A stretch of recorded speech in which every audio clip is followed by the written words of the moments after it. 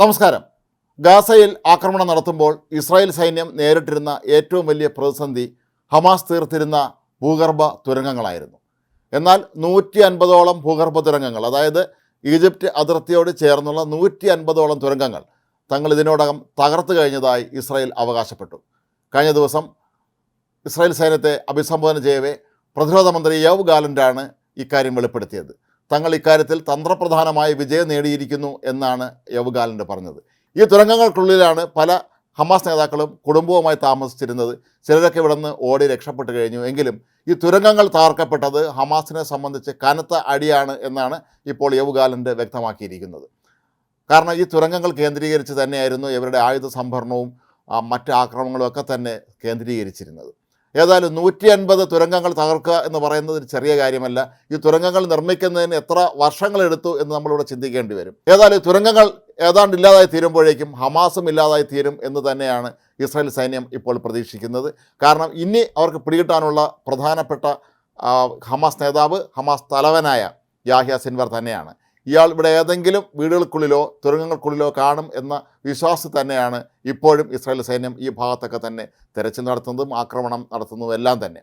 ഹമാസിൻ്റെ തന്നെ സൈന്യ വിഭാഗത്തിൻ്റെ നേതാവായിരുന്ന മുഹമ്മദ് ദൈഫ് പോലും തുരങ്കങ്ങൾക്കുള്ളിൽ ഇരുന്നാൽ ഇനി താൻ പിടിയിലാകും എന്ന് കരുതിയാണ് അവിടെ നിന്ന് രക്ഷപ്പെട്ട് തൻ്റെ ഒരു സഹപ്രവർത്തകൻ്റെ വീട്ടിലെത്തുകയും മണിക്കൂറുകൾക്കകം തന്നെ ഇസ്രായേൽ സൈന്യം അയാളെ വകവരുത്തുകയും ചെയ്തത്. അതുകൊണ്ട് തന്നെ ആയിരിക്കാം ഒരുപക്ഷെ യാഹ്യ സിൻവറും ഇപ്പോഴും പുറത്തിറങ്ങാൻ കഴിയാത്ത രീതിയിൽ തുരങ്കത്തിനുള്ളിലോ അല്ലെങ്കിൽ ഏതെങ്കിലും സുരക്ഷിതമായ വീടുകൾക്കുള്ളിലോ ഒളിച്ചിരിക്കുന്നത് എന്നാണ് ഇസ്രായേൽ സൈന്യം കരുതുന്നത്. തനിക്ക് ചുറ്റും ഇസ്രായേലുകാരായ ബന്ദികളെ ഇയാൾ നിർത്തിയിട്ടുണ്ട് എന്നാണ് പറയപ്പെടുന്നത്. ഒരു ആക്രമണം ഉണ്ടായാൽ അവരും കൊല്ലപ്പെടട്ടെ എന്ന രീതിയിലാണ് ഇപ്പോൾ യാഹ്യ സിൻവറും സംഘവും നീങ്ങുന്നത് എന്നാണ് സൂചന.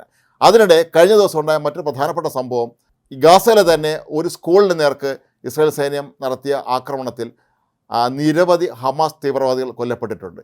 ഹമാസിൻ്റെ ആയുധപ്പുരയും മറ്റും കേന്ദ്രീകരിച്ചിരുന്നത് ഈ സ്കൂളിനുള്ളിലാണ് എന്നാണ് കണ്ടെത്തിയിരിക്കുന്നത്. മാത്രമല്ല ഈ സ്കൂളിൽ നിരവധി തുരങ്കങ്ങളും കണ്ടെത്തിയിട്ടുണ്ട്. ഗാസയിൽ തന്നെയുള്ള ഏതാണ്ട് 30ഓളം ഹമാസ് കേന്ദ്രങ്ങളാണ് ഇന്നലെ ഒരു ദിവസം കൊണ്ട് മാത്രം ഇസ്രായേൽ സൈന്യം ബോംബിട്ട് തകർത്തത്. എത്ര ഹമാസ് തീവ്രവാദികൾ കൊല്ലപ്പെട്ടു എന്നുള്ളത് സംബന്ധിച്ച ഇനിയും വിവരങ്ങൾ ലഭ്യമായിട്ടില്ല.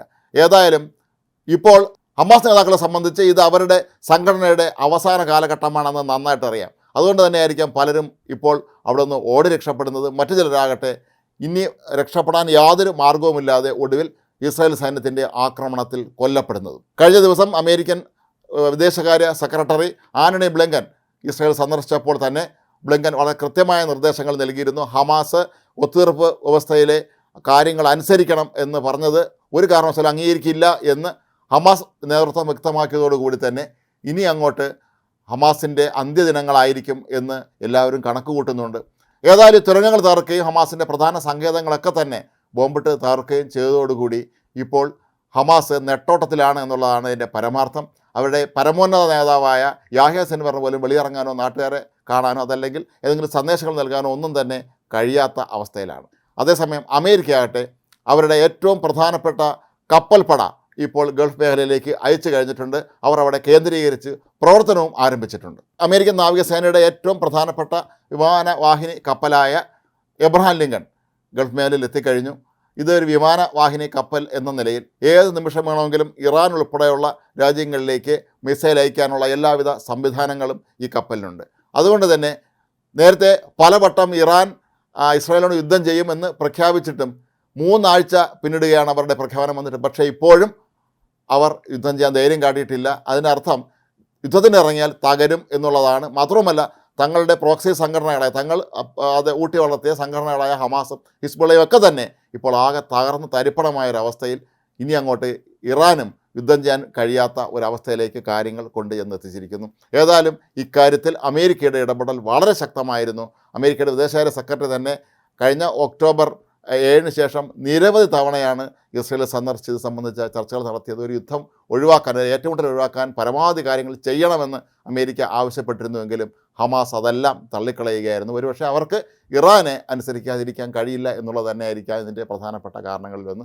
ഇറാനാകട്ടെ അവിടെ ഇപ്പോൾ വല്ലാത്ത രാഷ്ട്രീയ പ്രതിസന്ധി നേരിടുന്ന ഒരു കാലഘട്ടം കൂടി ആയതുകൊണ്ട് യുദ്ധം ചെയ്യാനോ അതല്ലെങ്കിൽ ഈ തീവ്രവാദ സംഘടനകളെ പ്രോത്സാഹിപ്പിക്കാനോ പോലും കഴിയാത്ത അവസ്ഥയിലേക്ക് എത്തിയിരിക്കുന്നു. എന്തായാലും ഹമാസ് തുരങ്കങ്ങളെല്ലാം ഓരോന്നോരോന്നായി തകർന്നു വീഴുന്നതോടെ ഹമാസും പൂർണ്ണമായും ഇതേപോലെ തകർന്നടിയും എന്ന പ്രതീക്ഷയിൽ തന്നെയാണ് ഇസ്രായേൽ സൈന്യം. അതിനുള്ള ശക്തമായ നീക്കങ്ങൾ തന്നെയാണ് ഇപ്പോഴും ഇസ്രായേൽ നടത്തിക്കൊണ്ടിരിക്കുന്നത്.